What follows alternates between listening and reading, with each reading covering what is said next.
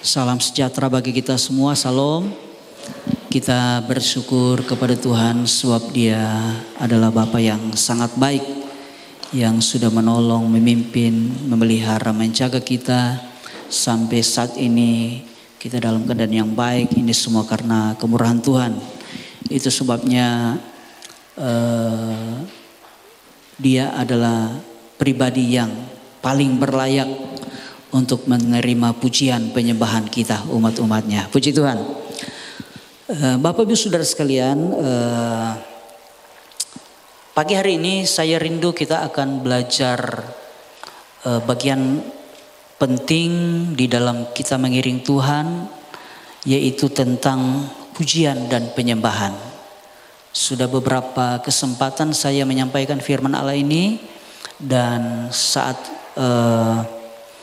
siang hari ini saya rindu kita akan belajar lebih dalam lagi untuk hal ini ya. Karena pujian penyembahan itu merupakan sebuah gaya hidup yang harus kita lakoni di dalam kekristenan kita. Haleluya. Nah, karena begini saudara, di dalam ibadah kita itu terdiri dari dua bagian besar. Yang pertama adalah pujian penyembahan itu sendiri. Yang kedua itu adalah firman Tuhan. Pujian penyembahan itu diterima oleh Tuhan langsung, atau persembahan kita kepada Tuhan.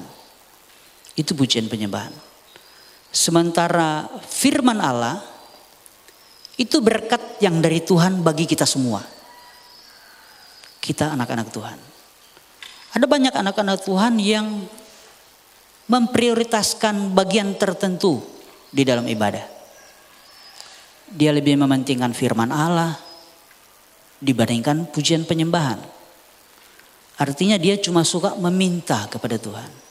Dia cuma pengen diberkati. Tetapi dia sendiri tidak pernah memberkati Tuhan dengan pujian penyembahan. Itu sebabnya dia punya sikap yang berbeda. Datang ibadah nanti semua firman, baru dia datang. Karena dia tidak punya sikap hati untuk memuji menyembah Tuhan. Nah, saya berharap anak-anak Tuhan, khususnya jemaat GPD Sebaut, kita harus mengerti hal ini. Itu sebabnya kita harus berjuang agar supaya ketika ibadah dimulai, pujian penyembahan dinaikkan, kita ada di sana. Haleluya. Kita juga memuji dan menyembah Tuhan. Jangan cuma nanti dengar firman sudah, rugi kita. Atau dengan kata lain, kita tidak adil dengan Tuhan. Kita hanya pengen diberkati, tetapi kita tidak pernah memberkati Tuhan. Gitu ya, itu penyembahan. Di dalam Alkitab, itu sebagian besar itu berbicara tentang penyembahan kepada Tuhan. Penyembahan itu secara umum itu terbagi dua bagian besar. Penyembahan yang pertama itu adalah hidup kita ini adalah penyembahan. Jadi ketika kita ada di rumah dan kita punya karakter yang baik. Kalau engkau seorang istri, engkau adalah istri yang baik, yang melayani suami, melayani anak-anak dengan baik. Seorang suami bekerja keras, menafkahi keluarga dan lain sebagainya. Itu juga adalah penyembahan. Tetapi kalau kita melakukan hal-hal buruk, itu bukan penyembahan. Tapi kalau kita melakukan firman Allah dalam hidup kita, dimanapun kita berada, itu adalah penyembahan kita kepada Tuhan. Itu sebabnya ada firman Allah bilang begini, lakukan segala sesuatu itu seperti untuk Tuhan dan bukan manusia. Karena hidup kita ini adalah penyembahan. Ya, kita harus menyembah. Karena Dia adalah raja di atas segala raja. Dialah raja kita. Dia yang harus menerima penyembahan kita. Yang kedua adalah di dalam ibadah seperti kita lakukan seperti ini ya.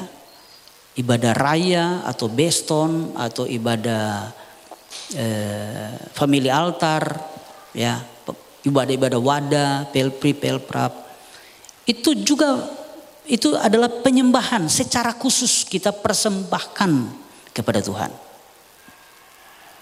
Dan kalau kita mau prioritas, saudara ya, kita mau prioritas, sebenarnya yang paling penting adalah ibadah seperti yang kita lakukan saat ini. Itu terutama. Kalau engkau tidak beribadah, itu di mata Tuhan engkau tidak menyembah kepadanya. Kita harus menjadi penyembah. Karena di akhir zaman Tuhan mencari penyembah yang menyembah dalam roh dan kebenaran. Kita harus menyembah. Kalau engkau tidak menyembah, engkau tidak sementara menyenangkan hati Tuhan. Kita harus menjadi penyembah. Haleluya. Nah, itu sebabnya saudara, pagi hari ini saya rindu kita akan belajar bagian penting ini. Karena hidup kita adalah penyembahan. Nah, sebelum saya lanjut, saya rindu kita akan baca 2 buah ayat yang terdapat di dalam kitab Mazmur pasal 117. Mazmur pasal 117, kita akan baca ayat 1 dan ayat yang kedua. Ini cuma 2 ayat saja saudara. Kita akan baca sama-sama. Untuk menghormati pembacaan yang pertama, saya mengundang kita semua bangkit berdiri. Kita akan bacakan sama-sama 2 ayat ini ya. Pada hitungan yang ketiga kita baca sama-sama. Lembaga Alkitab Indonesia dalam terjemahan baru memberikan judul Pujilah Tuhan hai segala bangsa. Kita akan baca sama-sama Mazmur 17 ayat 1 dan 2, 3. Pujilah Tuhan hai segala bangsa. Megahkanlah dia hai segala suku bangsa. Sebab kasih setianya hebat atas kita. Dan kesetiaan Tuhan untuk selama-lamanya. Haleluya. Puji Tuhan, silakan duduk Bapak Ibu Saudara sekalian. Di dalam kitab Mazmur, pasal ini adalah pasal yang paling singkat. Kita tahu bersama Mazmur itu adalah pujian bangsa Israel kepada Tuhan yang mereka sembah. Jadi pujian dan penyembahan itu tidak dapat dipisahkan. Karena seorang yang menyembah dia harus memuji Tuhan. Nah, pujian itu bisa berupa kata-kata yang kita ucapkan. Tuhan engkau hebat, engkau luar biasa, engkau ajaib, engkau mulia, engkau agung. Kami menyembah engkau. Tapi pujian juga boleh dalam bentuk lagu. Ya, yang seperti kita suka nyanyi. Itu juga memuji Tuhan. Jadi orang yang menyembah itu pasti memuji Tuhan. Nah, Mazmur itu adalah lagu pujian bangsa Israel yang mereka persembahkan kepada Tuhan yang mereka sembah. Ya, yang dikenal dengan Allah Abraham, Ishak dan Yakub. Dan Allah itu yang kita sembah juga. Sama ya. Jadi Allah Israel sama dengan Allah yang kita sembah. Dia yang menciptakan langit dan bumi ini. Dia yang menciptakan kita. Itu Allah yang harus kita sembah. Nah, di ayat yang sudah kita bacakan di sini dikatakan bahwa pujilah Tuhan hai segala bangsa, megahkanlah dia hai segala suku bangsa. Sebab kasihnya hebat atas kita dan kesetiaan Tuhan untuk selama-lamanya. Haleluya. Saudara, ayat-ayat ini menceritakan tentang bangsa Israel mengajak seluruh bangsa untuk memuji Tuhan. Kenapa? Karena Tuhan punya kasih yang sangat hebat. Dan bangsa Israel seperti menyaksikan bahwa karena mereka suka memuji Tuhan, kasih yang hebat dari Tuhan itu dinyatakan dalam kehidupan bangsa Israel. Bangsa Israel menjadi bangsa yang sangat diberkati. Bangsa yang selalu dilindungi oleh Tuhan. Ketika mereka berseru, Tuhan menjawab dengan kasihnya yang hebat dalam hidup mereka. Kenapa? Karena mereka adalah bangsa yang suka memuji dan menyembah Tuhan.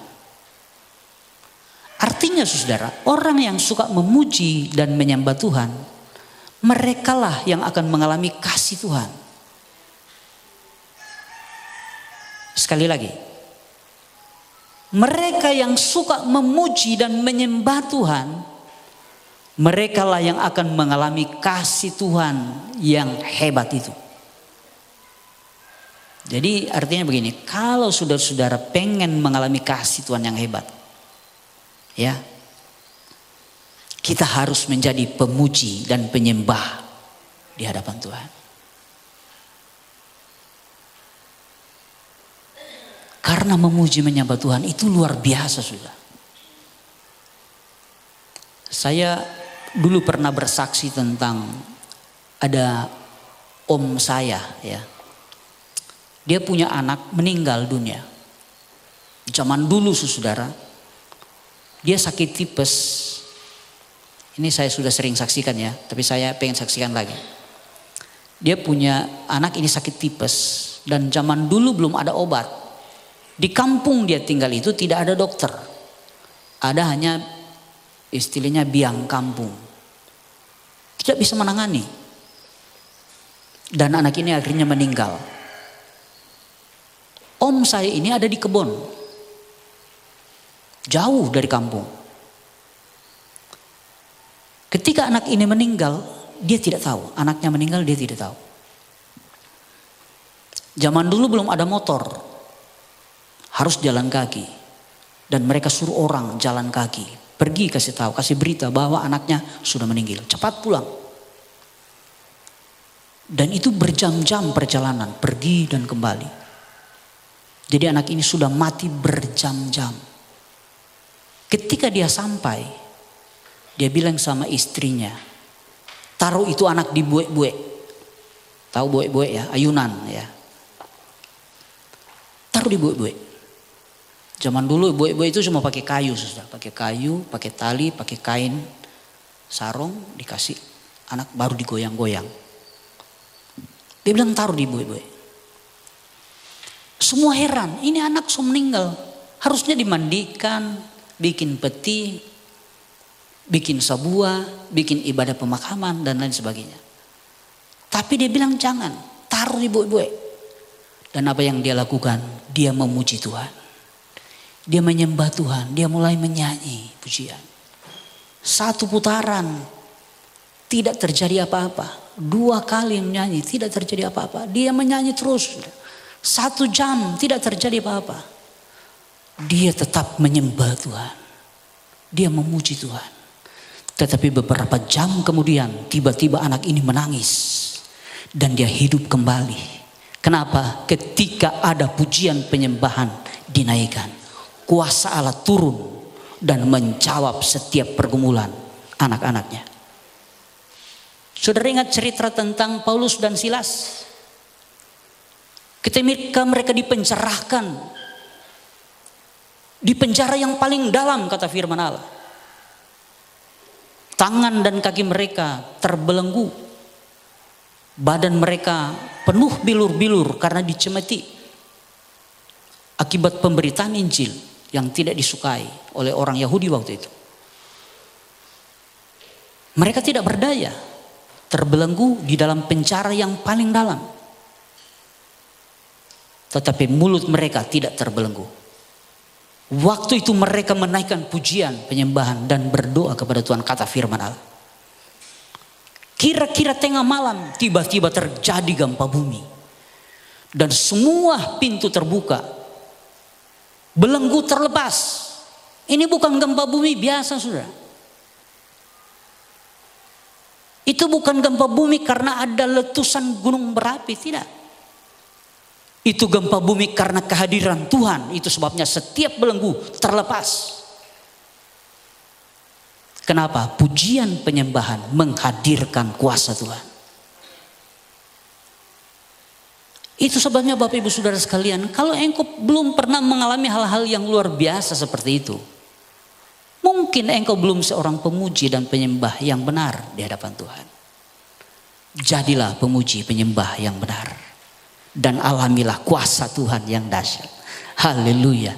Saya percaya karena firman Allah ini ya dan amin. Itu sebabnya di dalam Mazmur ini orang Israel bilang, hai segala bangsa, pujilah Tuhan sebab kasih-Nya hebat atas kita. Apa arti kasih yang hebat? Ketika kasih Allah tersentuh dan Allah berbelas kasihan, di sana selalu ada mujizat terjadi. Kalau saudara baca kisah, ketika Tuhan ketemu dengan ada seorang ibu yang anaknya meninggal di kota Nain. Anak ini sudah meninggal dan mereka bawa keluar untuk dikuburkan. Ketika Yesus melihat ibu janda itu sementara menangis karena anaknya sudah meninggal, catatan firman Allah mengatakan, maka jatuhlah belas kasihan Tuhan. Belas kasihan. Itu artinya kasih Allah itu tersentuh. Hati Allah itu tersentuh. Muncullah belas kasihan. Dan ketika belas kasihan Tuhan itu datang, maka maut tidak dapat menahannya. Anak muda itu dibangkitkan. Haleluya. Itu sebabnya kasih Tuhan inilah yang harus kita berjuang supaya kita dapat kasih Allah. Agar supaya kita mendapat belas kasihan dari Tuhan. Karena ketika belas kasihan itu jatuh kepada kita, maka mujizat pasti terjadi. Pertolongan pasti terjadi. Pemulihan pasti terjadi. Kita pasti diberkati. Itu kalau belas kasihan turun. Nah, Mazmur ini menyatakan bahwa kalau kita memuji, menyembah Tuhan, kita dapat menarik belas kasihan Allah datang dalam hidup kita. Itu sebabnya jadilah pemuji, penyembah yang menyentuh hati Tuhan. Haleluya. Saya percaya ketika kita memuji, menyembah, oh, Tuhan itu adalah Tuhan yang penuh kasih. Kasih-Nya yang hebat. Itu akan kita alami. Dan kalau kasih Allah itu sampai dalam hidup kita, luar biasa. Mujizat pasti terjadi. Nah, Bapak Ibu Saudara sekalian,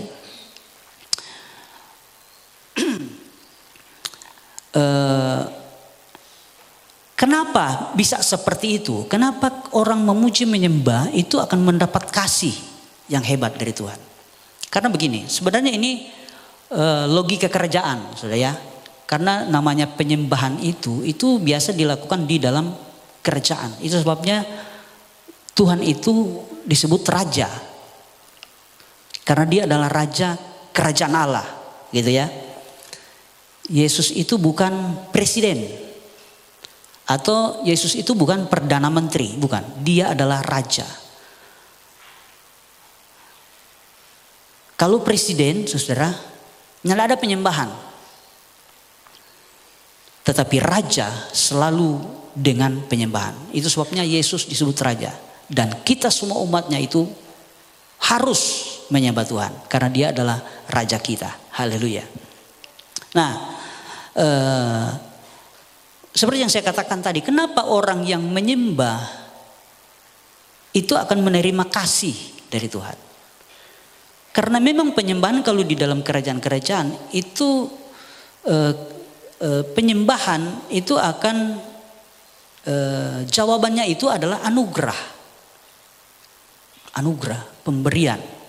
Jadi ketika ada seorang raja dan datang seorang katakanlah seorang rakyat datang menyembah. Biasa mereka zaman di kerajaan-kerajaan begitu kalau orang menyembah itu selalu membawa persembahan. Itu sebabnya Tuhan ketika dia mau disembah, anak-anak Tuhan harus memberikan persembahan. Ya, kalau zaman dulu itu ada kambing, ada domba yang harus disembelih dan dipersembahkan kepada Tuhan. Kemudian ada persembahan puji-pujian, nyanyian, lagu-lagu, itu juga persembahan kepada Tuhan. ada juga persembahan uang dan lain sebagainya seperti yang kita lakukan ya. Itu semua penyembahan kepada Tuhan. Nah, biasa harus membawa persembahan dan persembahan itu harus disertai dengan puji-pujian. Ya, biasa orang bawa persembahan dan mereka selalu mengangkat persembahan gitu ya. Mengangkat persembahan di hadapan raja dan mereka mulai, kekallah kerajaan Tuanku Raja. Biarlah rakyat yang dipimpin oleh raja mengalami kesejahteraan untuk selama-lamanya. Baru mereka mulai sampaikan apa yang mereka inginkan. Nah, jawaban dari raja itu yang disebut dengan anugerah. Kalau di dalam Tuhan, itu yang saya katakan tadi, yang dikatakan oleh firman Allah tadi, kasih yang hebat akan ada pada kita. Ketika kita memberikan persembahan, maka kita akan menerima anugerah kasih yang hebat dari Tuhan. Haleluya. Itu sebabnya Bapak Ibu Saudara sekalian, anak-anak Tuhan harus memahami hal ini. Agar supaya ketika kita datang menyembah Tuhan, kita menyembah dengan benar, saudara. Dan sekali lagi kita harus berjuang untuk ini juga menjadi prioritas penting di dalam ibadah kita. Jangan sama dengan yang kita bilang tadi, jangan datang nanti sama firman Tuhan, jangan. Usahakan waktu masih memuji menyembah, kita sudah hadir di sana. Kita menjadi pemuji penyembah. Jangan nanti sehabis firman Tuhan baru kasih persembahan. Kalau sekarang kan persembahan itu kasih uang, sudah ya. Kalau zaman dulu macam-macam sudah yang diminta oleh Tuhan. Ada uang, ada domba yang disembelih, tetapi semua itu domba yang disembelih itu sudah digantikan oleh Yesus Kristus. Itu sebabnya ketika kita datang kepada Tuhan menyembah Tuhan, kita harus membawa darah Kristus. Artinya setiap kita mau menyembah Tuhan, kita harus mohon ampun dosa kepada Tuhan. Itu wajib, saudara. Setiap kita datang ibadah, ketika kita duduk di bangku waktu kita masuk, hal pertama yang harus kita lakukan adalah kita harus mohon ampun dosa kepada Tuhan. Karena ketika kita mohon ampun dosa, kita membawa darah Kristus di hadapan Tuhan. Itulah persembahan di dalam ibadah kita yang harus kita lakukan. Nah, Bapak Ibu Saudara sekalian, jadi sekali lagi ini yang saya katakan tadi, kenapa orang yang memuji Tuhan, menyembah Tuhan itu mendapat kasih? Sebab memang sistemnya seperti itu. Orang yang suka menyembah itu pasti akan mendapat anugerah. Itu kasih yang hebat daripada Tuhan. Nah, kita akan belajar beberapa hal tentang anugerah itu sendiri atau kasih Tuhan yang akan kita alami. Yang pertama, saudara, di dalam Kejadian pasal 8 ayat 21. Kejadian pasal 8 ayat 21 dikatakan begini. Ketika Tuhan mencium persembahan yang harum itu, berfirmanlah Tuhan dalam hatinya, aku takkan mengutuk bumi ini lagi karena manusia. Sekalipun yang ditimbulkan hatinya adalah jahat dari sejak kecilnya, dan aku takkan membinasakan lagi segala yang hidup seperti yang telah kulakukan. Bapak Ibu Saudara sekalian, ini ada kisah Nuh. Ketika air bah itu surut dan Nuh sekeluarga itu selamat, ya. Dengan kata lain, seluruh bumi itu miliknya Nuh dan keluarganya. Kalau waktu itu ada sertifikat bumi ini atas nama Nuh. Dia pemilik seluruh dunia. Itu sebabnya dia bercocok tanam, dia menanam anggur. Dan ketika dia turun dari bahtera, saudara, dia membuat mezbah dan mempersembahkan persembahan kepada Tuhan.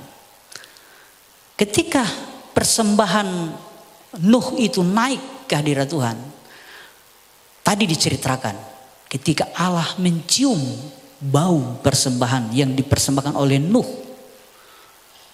dia langsung katakan begini, sekali lagi ya, ketika Tuhan mencium persembahan yang harum itu, berfirmanlah Tuhan dalam hatinya, aku takkan mengutuk bumi ini lagi. Jadi saudara, ketika persembahan itu diterima oleh Tuhan, maka kutuk dipatahkan. Ini berkat yang pertama. Kenapa perlu mematahkan kutuk? Karena dunia ini sudah penuh, sudah dikutuk oleh Tuhan. Sudah.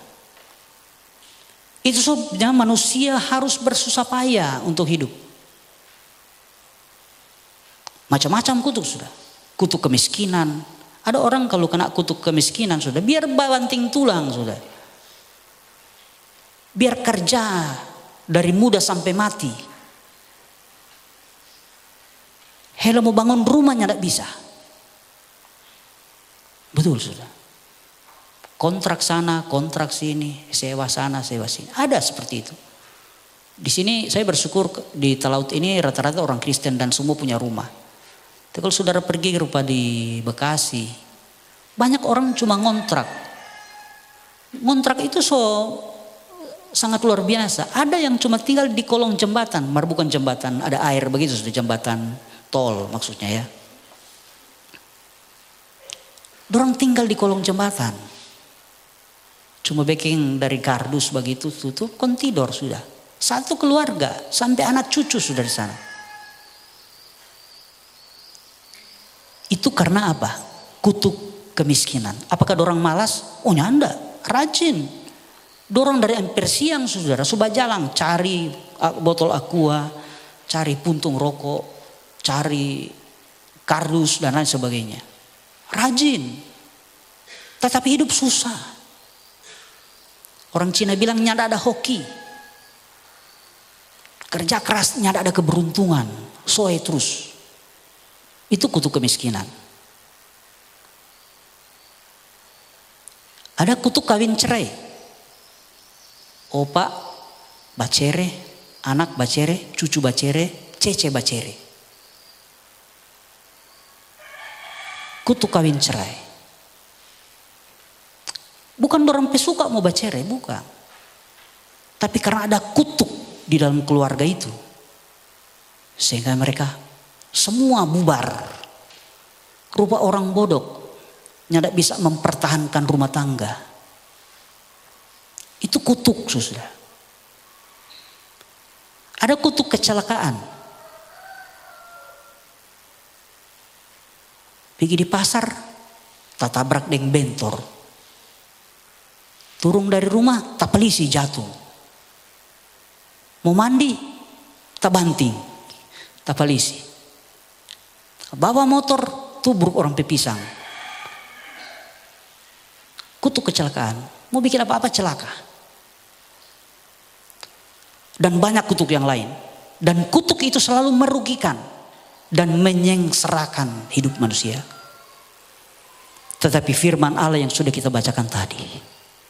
Kalau Allah mencium harumnya bau penyembahan, maka kutuk dipatahkan. Haleluya. Itu sebabnya Bapak Ibu Saudara sekalian, kalau saya tidak tahu ya, mungkin engkau punya kutuk itu. Dan engkau mau dipatahkan kutuk itu.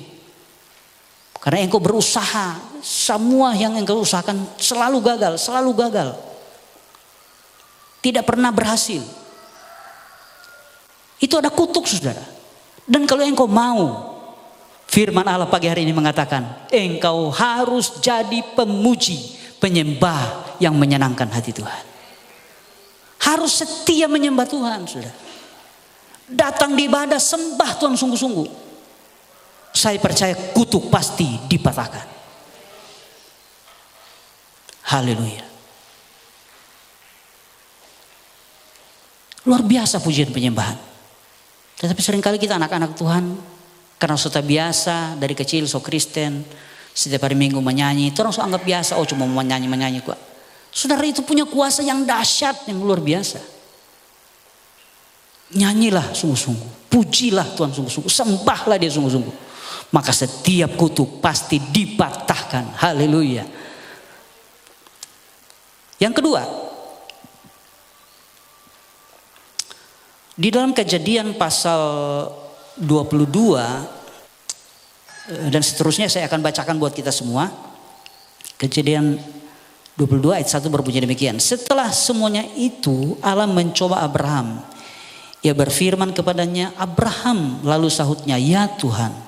Ayat 2, firman-Nya, ambillah anakmu yang tunggal itu, yang engkau kasihi, yakni Ishak, pergilah ke tanah Moria, dan persembahkanlah dia di sana sebagai korban bakaran kepada salah satu gunung yang akan kukatakan kepadamu.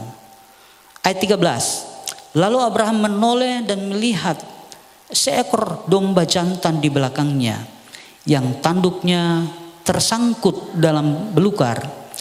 Abraham mengambil domba itu lalu mengorbankannya sebagai korban bakaran pengganti anaknya.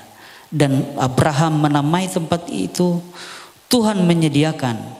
Sebab itu sampai sekarang dikatakan orang, di atas gunung Tuhan akan disediakan. Untuk kedua kalinya berserulah malaikat Tuhan dari langit kepada Abraham. Katanya, aku bersumpah demi diriku sendiri, demikianlah firman Tuhan.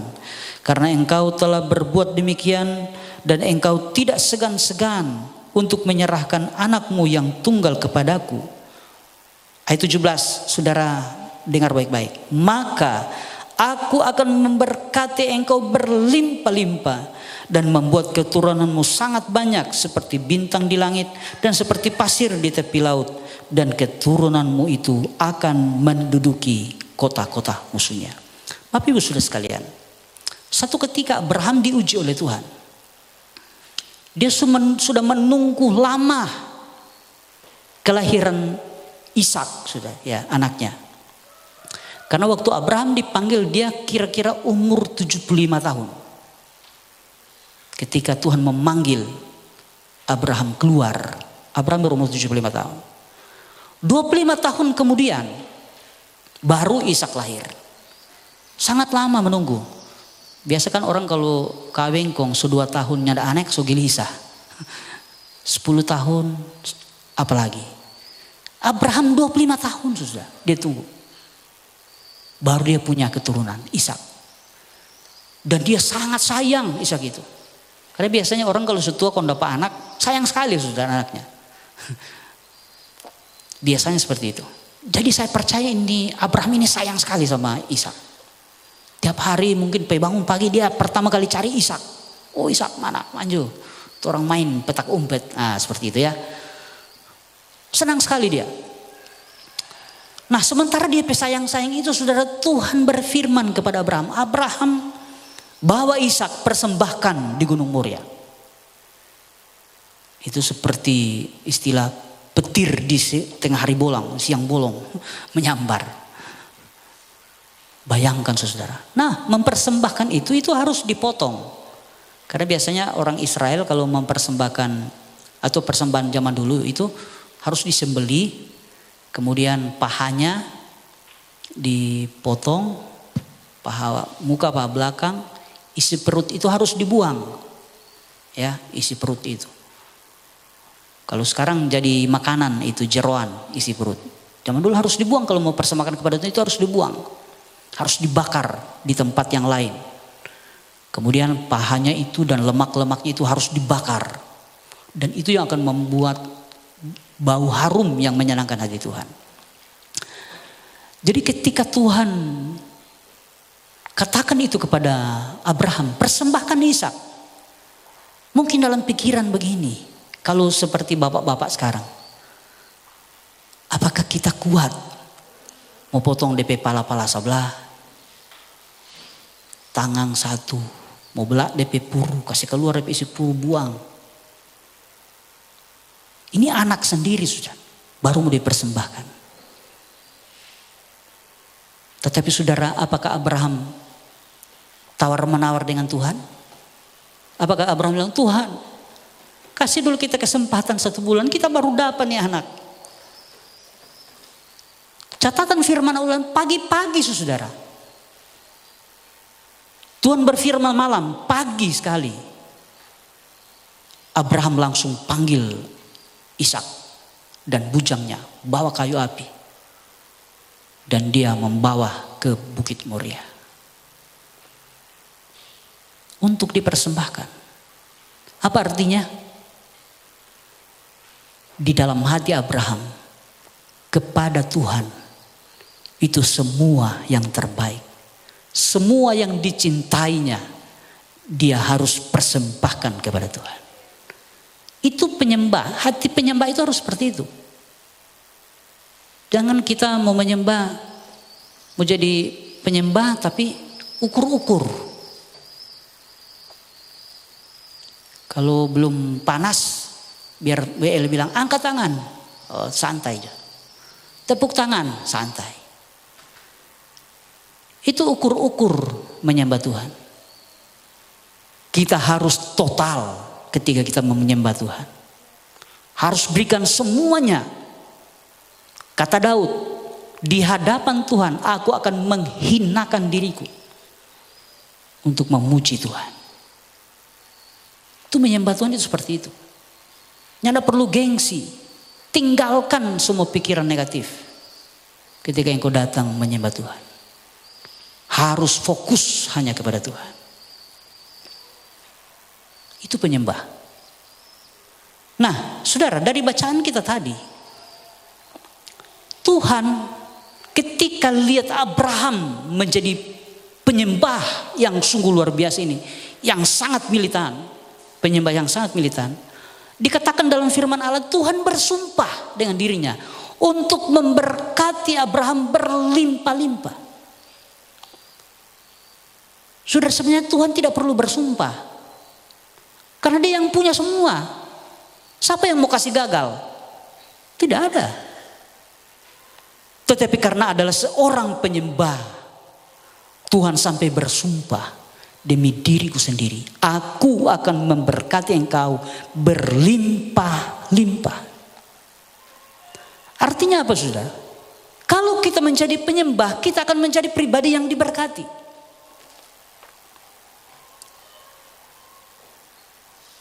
Ini luar biasa, saudara.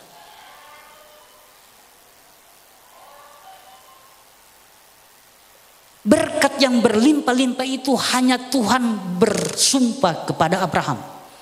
Karena Abraham adalah penyembah yang militan. Luar biasa. Itu sebenarnya Bapak Ibu Saudara sekalian, mari jadilah penyembah-penyembah yang militan di hadapan Tuhan. Haleluya.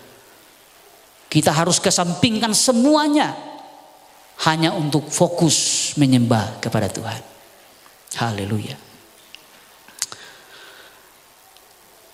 Yang berikut, saudara.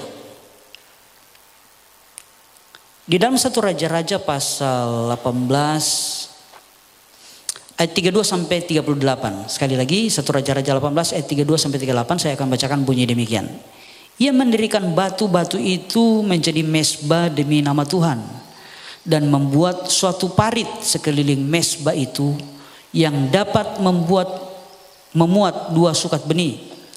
Ia menyusun kayu api, memotong lembu itu dan menaruh potongan-potongannya di atas kayu api itu.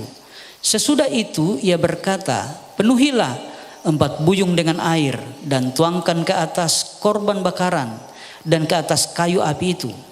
Kemudian katanya, buatlah begitu untuk kedua kalinya. Dan mereka berbuat begitu untuk kedua kalinya. Kemudian katanya, buatlah begitu untuk ketiga kalinya. Dan mereka berbuat begitu untuk ketiga kalinya. Sehingga air mengalir sekeliling mezbah itu. Bahkan parit itu pun penuh dengan air.